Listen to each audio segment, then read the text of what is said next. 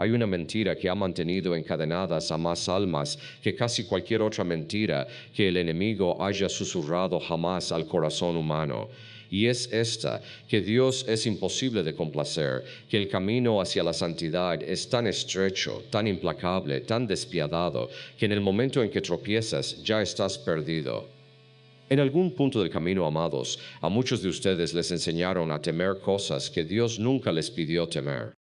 Les enseñaron a cargar culpa por cosas que jamás fueron pecado. Y esta noche voy a hablarles de 5 de ellas. 5 cargas que el enemigo puso sobre sus espaldas, pero que Cristo nunca puso ahí. 5 cadenas forjadas no en el cielo, sino en el miedo y la confusión de los hombres. Quédense conmigo hasta el final, porque lo que voy a compartir puede ser justamente lo que los libere de una culpa que han cargado durante años. Piénsenlo un momento. ¿Cuántas noches se han quedado despiertos dándole vueltas a algo pequeño en su mente, convencidos de que Dios estaba decepcionado de ustedes, convencidos de que le habían fallado cuando en realidad no habían hecho nada malo?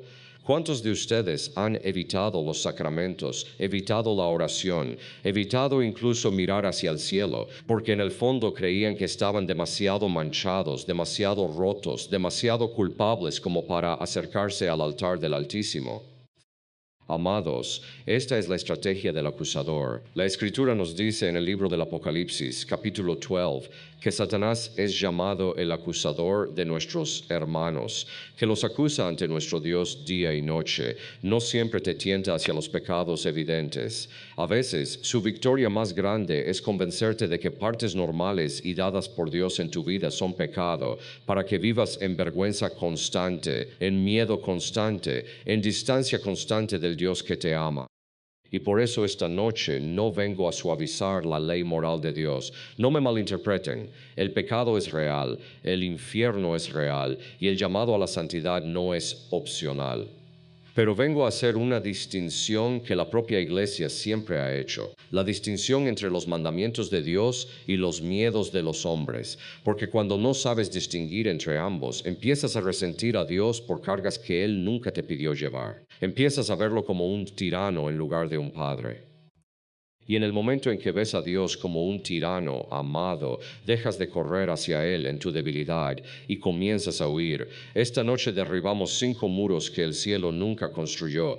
Esta noche dejamos que la voz verdadera del Padre hable más fuerte que la voz de la vergüenza. Si tu corazón se está moviendo ahora mismo, escribe en los comentarios: Jesús, ten misericordia. Que esa sea tu oración mientras comenzamos. Antes de hablarles de la primera de estas 5 cosas, necesito que entiendan algo sobre el corazón de Dios, porque todo lo que diga esta noche será malinterpretado si no comprenden esto primero. El Dios al que servimos no es un Dios que se deleita en tu miedo, no está sentado en el cielo con un libro de cuentas, buscando razones para condenarte. La Escritura nos dice en el Evangelio de Juan, capítulo 3, versículo 17, porque Dios no envió a su Hijo al mundo para condenar al mundo, sino para que el mundo se salve por él. ¿Escucharon eso? No vino a condenarte, vino a salvarte. Y sin embargo, ¿cuántos de nosotros vivimos como si cada día fuera un juicio y Dios el fiscal en lugar del Padre que corre por el camino para abrazar al Hijo pródigo mientras todavía está lejos? Amados, si han estado viviendo bajo una nube de culpa por cosas que nunca fueron pecado, esta noche el cielo quiere levantar esa nube. Esta noche la verdad quiere entrar al lugar donde su vergüenza ha estado sentada y encender la luz. Comencemos entonces con la primera de estas 5 cosas, y les prometo que esta sola sorprenderá a muchos de los que están viendo. Lo primero que muchos creen que es pecado, pero que la Iglesia nunca ha condenado, es beber alcohol. ¿A cuántos de ustedes les enseñaron que una copa de vino en la cena, una cerveza con amigos, un brindis en una boda, era de alguna manera una falla moral, un paso hacia la condenación? Amados, escúchenme con claridad. La Iglesia Católica nunca ha enseñado que el alcohol en sí mismo sea pecaminoso. Nuestro Señor Jesucristo en las bodas de Caná tomó agua y la convirtió en vino, y no un vino mediocre, sino un vino tan bueno que el maestresala comentó que el mejor se había guardado para el final. El Evangelio de Juan capítulo 2 nos dice que esta fue la primera de las señales que Jesús realizó y a través de ella manifestó su gloria. ¿Entienden lo que eso significa? El primer milagro público de Jesucristo fue proveer más vino para una celebración de bodas. Si el vino en sí fuera pecaminoso, ¿lo habría multiplicado el Hijo de Dios con sus propias manos? Ahora, escúchenme, amados, porque no voy a dejar que el enemigo tuerza esta enseñanza en una excusa. La Escritura no celebra la embriaguez. San Pablo escribe claramente en su carta a los Efesios, capítulo 5, versículo 18, y no os embriaguéis con vino, en lo cual hay disolución, sino sed llenos del Espíritu. El pecado no es el vino, el pecado es la embriaguez, la pérdida de la razón, la esclavitud de la voluntad, el abuso de un regalo que Dios dio para el gozo y convertirlo en cadena de destrucción. La Iglesia, en su sabiduría, siempre ha enseñado la moderación, no la prohibición. Santo Tomás de Aquino enseñó que el uso moderado del vino no solo es permisible, sino que puede ser ocasión de gratitud hacia Dios por los frutos de la tierra. Así que si han cargado culpa por disfrutar un trago en la boda de su hija o una copa de vino con su esposa en su aniversario, escuchen a la iglesia hablar con claridad esta noche. Esa culpa nunca vino de Dios. Pero si ese mismo regalo se ha convertido en su amo, si se ha vuelto lo que buscan en lugar de correr hacia Dios en su dolor, amados, eso es una conversación diferente y una que debemos tener con honestidad delante del Señor. Quiero que hagan una pausa conmigo por un momento. Quiero que se pregunten cuántas otras cosas han condenado en su propio corazón, cosas que Dios nunca condenó, simplemente porque alguien en algún lugar les enseñó miedo en lugar de verdad. Si esto está moviendo algo en ustedes, no sigan pasando de largo. Comenten ahora mismo, Señor, fortaléceme. Que el Señor sepa que están listos para escuchar más, porque apenas hemos comenzado y hay más verdad esperando liberarlos esta noche. Lo segundo que muchos creen que es pecado mortal, una mancha en el alma, es ser cremado después de la muerte. Por generaciones, a los católicos se les enseñó y se les enseñó con firmeza que la cremación estaba prohibida, que solo el entierro era aceptable para un cuerpo que había recibido los sacramentos, que había sido templo del Espíritu Santo. Y durante un largo periodo de la historia, esta fue, de hecho, la disciplina de la Iglesia. Pero, amados, en 1963, la Iglesia, a través de la Congregación para la Doctrina de la Fe, levantó formalmente la prohibición sobre la cremación, siempre que no se elija como una negación de la resurrección del cuerpo o como un acto de desafío contra la fe cristiana. El Catecismo de la Iglesia Católica, en el párrafo 2301, establece claramente que la Iglesia permite la cremación siempre que no exprese una negación de la fe en la resurrección del cuerpo. ¿Escucharon eso? La Iglesia lo permite. ¿Por qué traigo esto esta noche? Porque he acompañado a familias en duelo, madres, hijos, viudas, que cargaban una capa adicional de agonía creyendo que porque su ser querido fue cremado, algo espiritual se había perdido, alguna gracia negada, algún juicio más severo. Amados, esa no es la enseñanza de la Iglesia.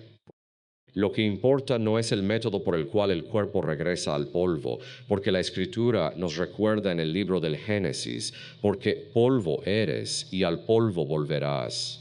Lo que importa es el estado del alma en la hora de la muerte, la fe que se sostuvo, la misericordia que se buscó. La Iglesia sigue recomendando el entierro como práctica preferida por el profundo respeto al cuerpo como templo y pide que los restos cremados se mantengan juntos y eventualmente sean enterrados o sepultados en lugar de esparcidos, pero el acto de la cremación en sí mismo no es pecado y jamás separa a un alma de la misericordia de Cristo. Si han cargado dolor por la cremación de un ser querido, creyendo que de alguna manera dañó su alma, quiero que dejen esa carga esta noche. Y si su corazón está recibiendo esto, escriban creo en los comentarios para que otros que están pasando por ahí puedan ver que la verdad está tocando corazones esta noche. Pasemos ahora a lo tercero. Y esto, amados, toca algo aún más profundo, algo que muchos de ustedes están sintiendo en este mismo momento. Lo tercero que muchos creen que es pecado, un fracaso de fe, una catástrofe espiritual, es la duda. ¿Cuántos de ustedes se han quedado en la oscuridad de la noche luchando con preguntas sobre la existencia de Dios, su bondad, su plan para su sufrimiento, y luego se condenaron a sí mismos por siquiera tener esas preguntas? Creyeron que la duda misma era una traición a Cristo. Amados, escúchenme. La duda no es lo opuesto a la fe. La duda, cuando se lleva honestamente ante Dios, puede ser justamente la puerta a través de la cual nace una fe profunda. Piensen en el apóstol Tomás. Lo llamamos Tomás el incrédulo como si fuera una marca de vergüenza, y sin embargo, miren lo que Cristo hizo con su duda.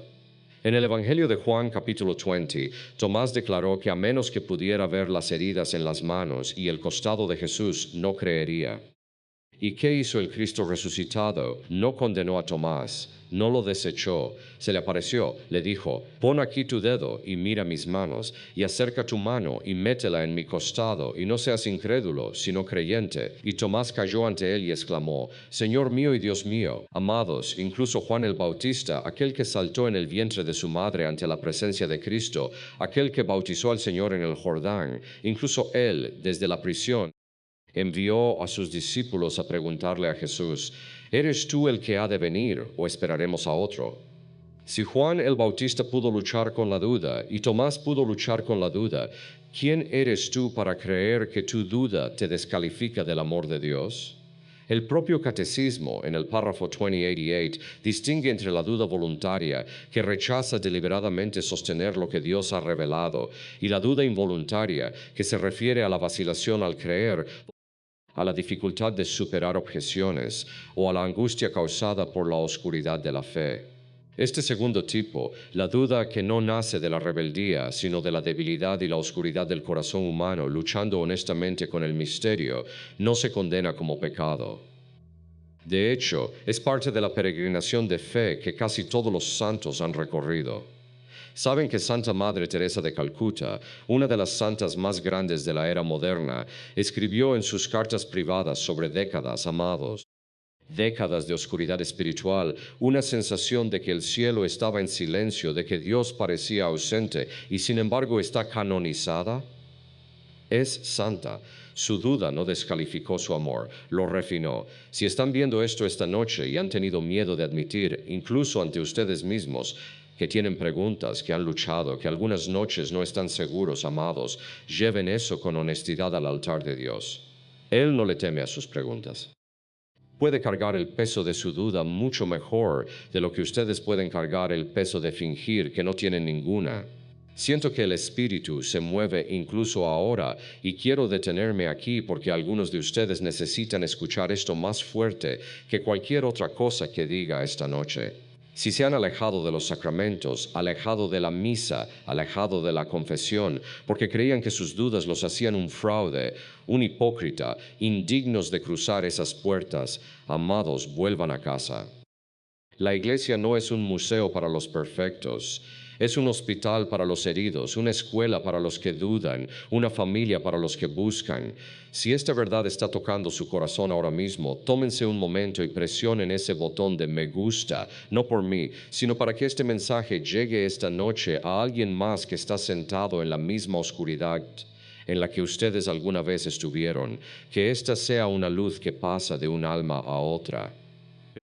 Ahora lleguemos a la cuarta verdad, y esta debo decirla con mucha ternura, porque toca heridas que siguen frescas para muchos de ustedes. Lo cuarto que muchos creen que es un pecado imperdonable, un escándalo permanente ante Dios, es estar divorciado. Amados, quiero que escuchen esto con todo su corazón esta noche. La Iglesia Católica nunca ha enseñado que el divorcio en sí mismo, la realidad legal y civil de que un matrimonio termine, especialmente cuando alguien ha sufrido abandono, abuso o traición, sea en sí mismo un pecado que separa a la parte inocente de la gracia de Dios. El Catecismo, en el párrafo 2386, habla directamente del cónyuge que ha sido injustamente abandonado, señalando que esa persona, si ha hecho todo lo posible por preservar el matrimonio, no es culpable de pecado al buscar un divorcio civil para su protección o el bienestar de sus hijos. ¿Entienden lo que eso significa, amados? Si fueron abandonados, si fueron traicionados, si hicieron todo lo que estaba en su poder por salvar su matrimonio y su cónyuge se fue de todos modos, la Iglesia no se para sobre ustedes acusándolos de pecado. Se para a su lado llorando con ustedes, llamándolos todavía su hijo amado, su hija amada.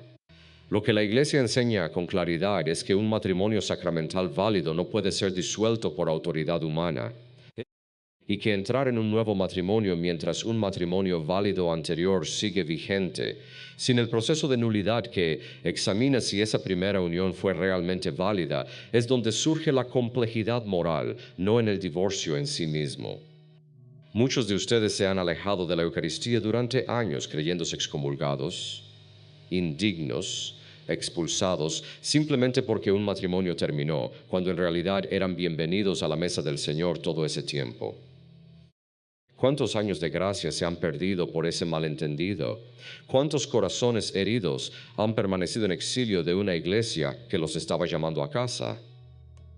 Si están divorciados y viendo esto esta noche y han creído durante años que eran de alguna manera menos indignos, descalificados, les digo, con toda la autoridad de la enseñanza de la iglesia, regresen, hablen con su sacerdote. Comprendan su situación con claridad, porque cada situación es diferente y la Iglesia quiere caminar con ustedes a través de ella, no condenarlos en ignorancia. Amados, si esta palabra está cayendo sobre tierra herida esta noche, si sienten que ese dolor de años de autoexilio empieza a aflojarse, comenten abajo: Señor, ten misericordia de mí. Que esas palabras suban como incienso ante el trono de la gracia y que alguien más, pasando por los comentarios, vea que no está solo en esta herida. Y ahora, la quinta y última verdad que debo compartir esta noche, y esta puede ser la más liberadora de todas para quienes han luchado bajo el peso de la escrupulosidad, esa enfermedad espiritual donde cada pequeña cosa se siente como una ofensa mortal contra Dios. Lo quinto, que muchos creen que es pecado grave, es faltar a la misa dominical por enfermedad, peligro o necesidad genuina. Amados, la Iglesia siempre ha enseñado, y sigue enseñando con claridad, que la obligación de asistir a misa los domingos y días de precepto vincula a quienes pueden cumplirla, pero nunca ha vinculado, ni vincula ahora a quienes son impedidos por una razón grave. Enfermedad, el cuidado de un bebé, el cuidado de un enfermo, condiciones peligrosas de viaje u otra necesidad grave.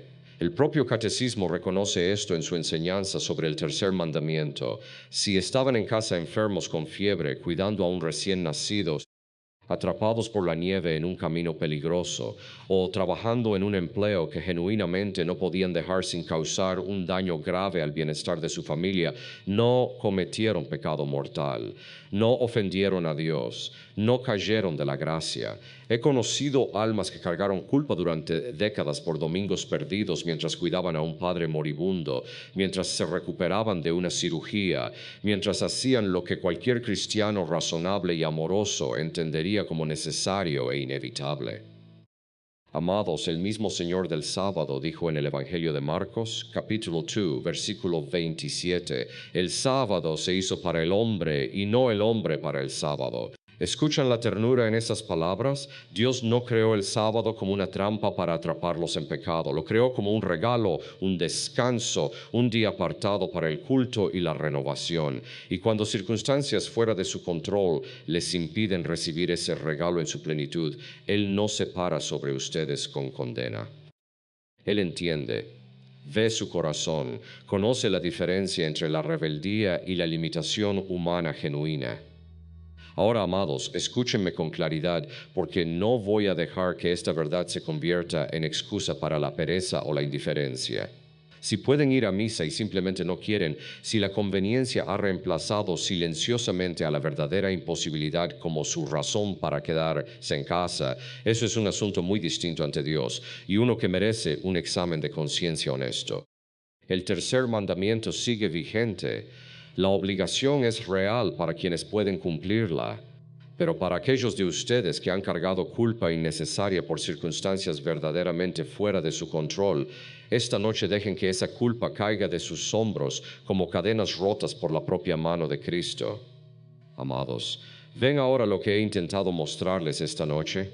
5 cosas: una bebida compartida con alegría, cenizas devueltas a la tierra, un corazón luchando honestamente con el misterio, un matrimonio terminado por la traición de otro, un domingo interrumpido por enfermedad o necesidad.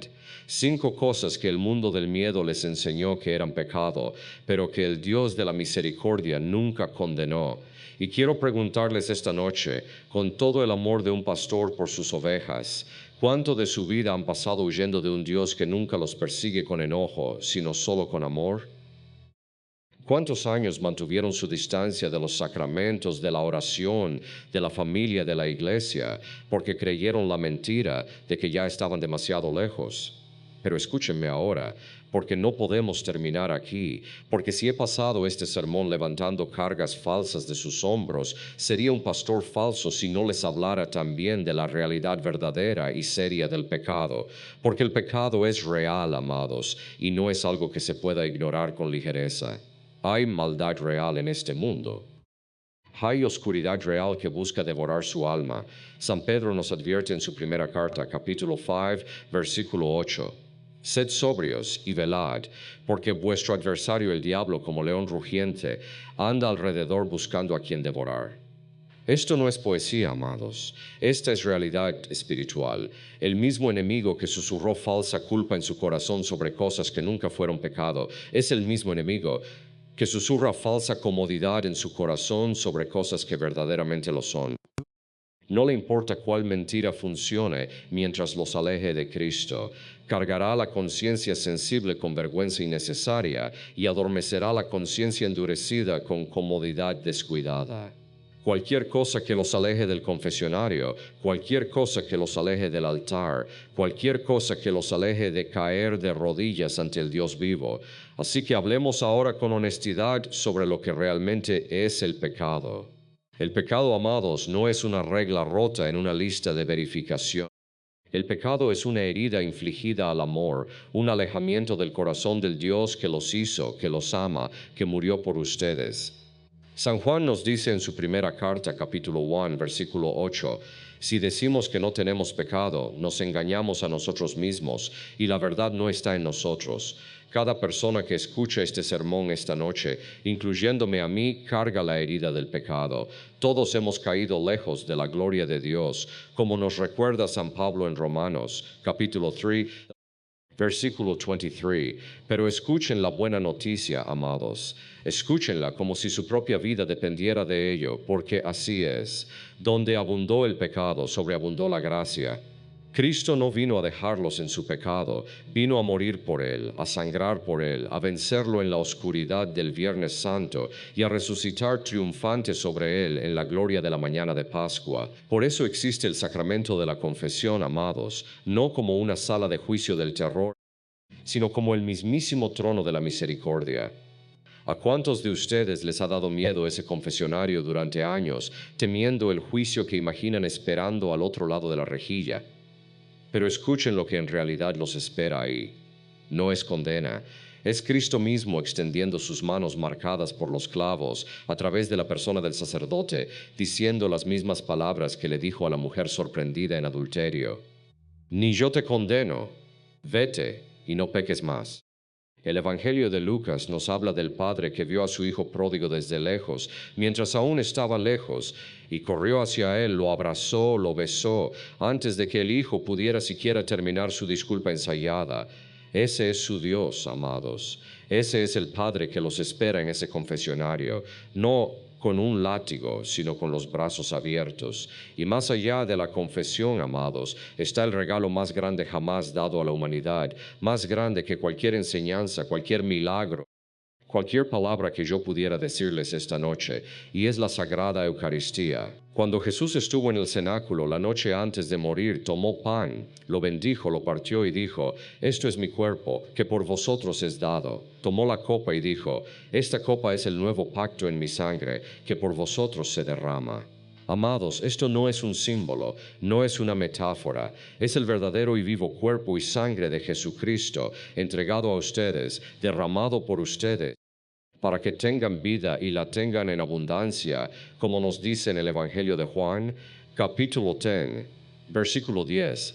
Yo he venido para que tengan vida y para que la tengan en abundancia. ¿Entienden qué tesoro los espera en cada misa? El Dios que lanzó las estrellas al espacio, que formó las montañas con sus manos, que sopló vida en los pulmones de Adán, ese mismo Dios se humilla en un pedazo de pan para poder habitar dentro de ustedes, para que su vida se convierta en su vida, su fuerza en su fuerza, su victoria en su victoria sobre el pecado y la muerte. Si se han alejado de ese altar por culpa de pecados que nunca fueron pecado, o incluso por culpa de pecados que sí fueron reales, pero ya perdonados a través de una confesión sincera y contrición, amados, no dejen que pase otro domingo. El enemigo no quiere nada más que ustedes permanezcan hambrientos mientras la mesa del Señor está servida y esperando. Comenten ahora mismo, donde quiera que estén viendo esto, voy camino a casa. Que esas palabras sean su declaración esta noche, un testimonio público de que están cansados de huir, cansados de esconderse, cansados de creer las mentiras que los mantenían alejados de la misericordia que los ha estado esperando todo este tiempo. Ahora, amados, debo hablarles también de la batalla, porque nada de esto, nada de lo que he compartido esta noche, es una fe cómoda y pasiva. Estamos en guerra.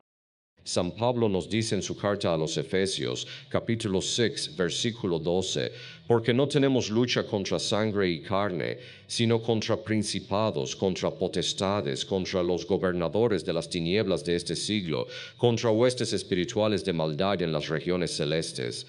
Esto no es superstición, amados. Esta es la enseñanza sobria de la Sagrada Escritura. Cada día su alma es un campo de batalla entre la gracia de Dios, que los llama hacia arriba, y los susurros del enemigo que los arrastran hacia abajo. Y por eso la oración no es opcional para el cristiano, es oxígeno, es el aliento del alma. Sin ella nos asfixiamos espiritualmente, aunque parezca que estamos prosperando en este mundo. ¿Cómo está su vida de oración, amados? No lo pregunto para avergonzarlos. Recuerden todo lo que les he dicho esta noche sobre la culpa falsa. Lo pregunto porque los amo y porque sé que el alma que ora es un alma que sobrevive la batalla. El mismo Jesús, en el huerto de Getsemaní, en su hora de mayor agoniza, dijo a sus discípulos en el Evangelio de Mateo, capítulo 26, versículo 41, Velad y orad, para que no entréis en tentación. El espíritu a la verdad está dispuesto, pero la carne es débil.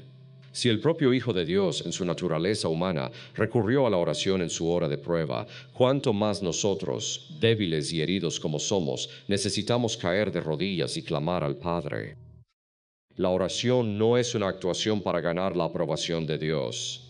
Es el hilo de vida entre su corazón y el suyo.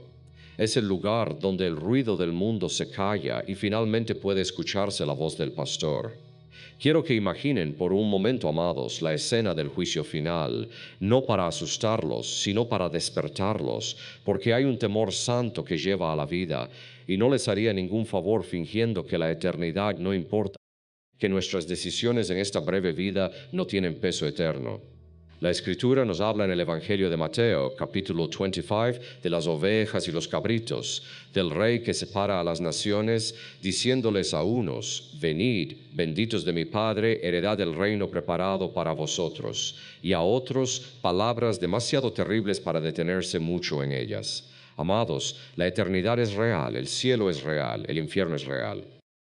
Y cada día que están vivos es un día de misericordia, un día de oportunidad, un día en el que el Padre todavía los está llamando a casa antes de que la puerta se cierre para siempre. Esto no busca paralizarlos de terror. Busca despertarlos del sueño espiritual, recordarles que hoy, esta misma hora, es el día de la salvación. Como escribe San Pablo en su segunda carta a los Corintios, capítulo 6, versículo 2. He aquí ahora el tiempo aceptable, he aquí ahora el día de salvación.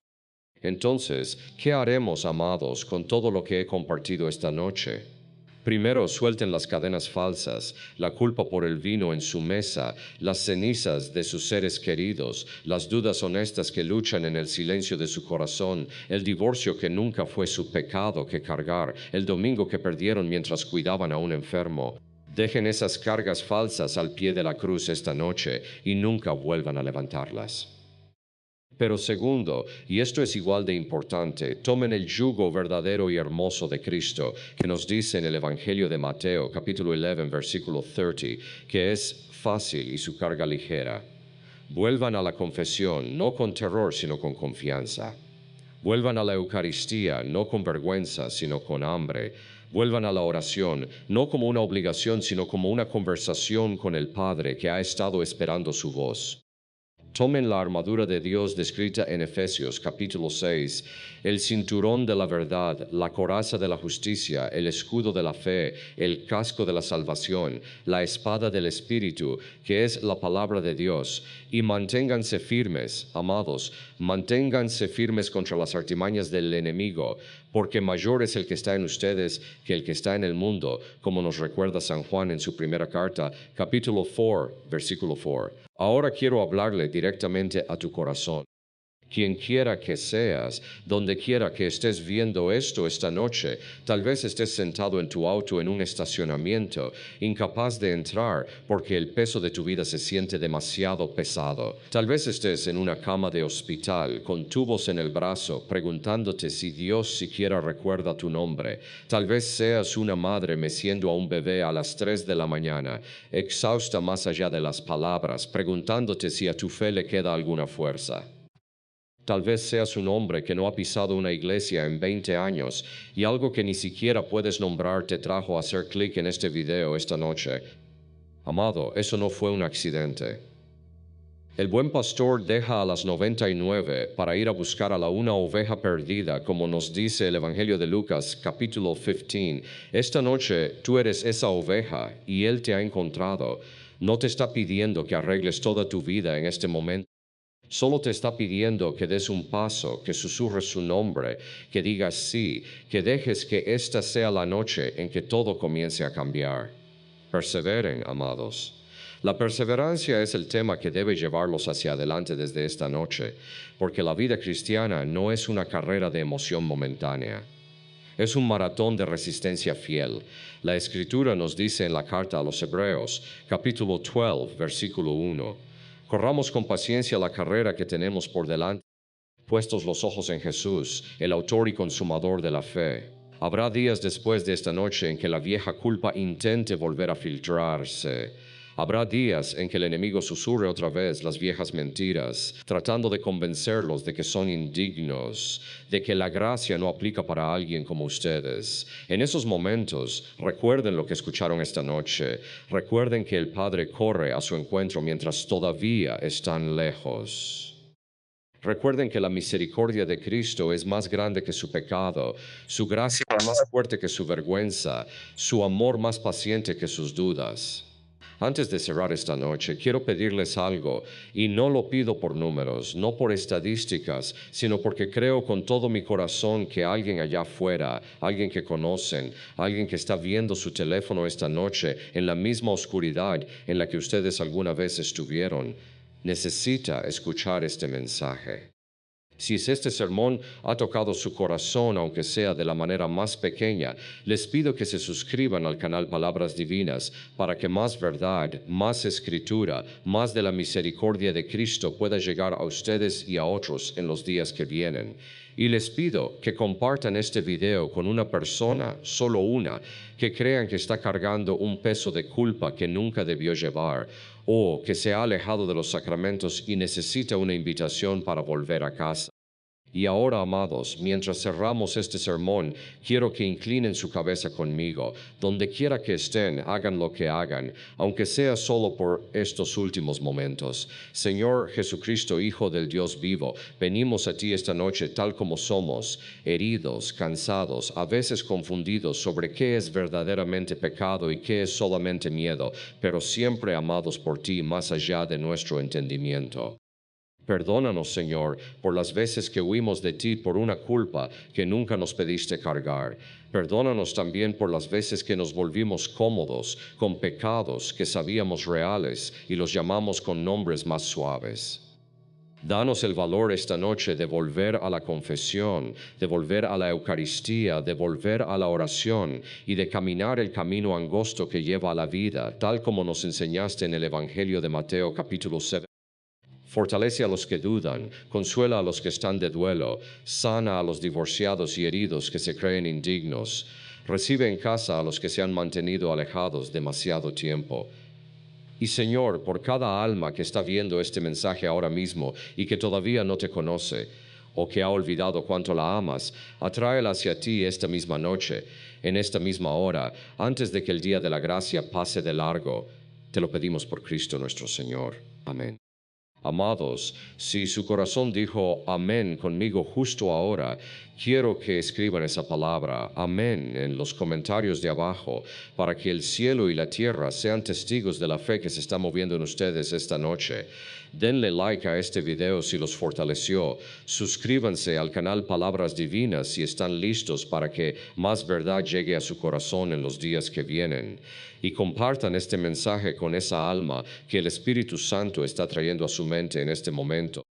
Porque en algún lugar alguien ha estado cargando una cadena que Cristo ya rompió hace 2000 años en la cruz. Y esta noche, a través de ustedes, esa persona finalmente podría ser libre. Vayan en paz, amados, y vayan en la misericordia de Jesucristo. Él todavía no ha terminado su obra en ustedes.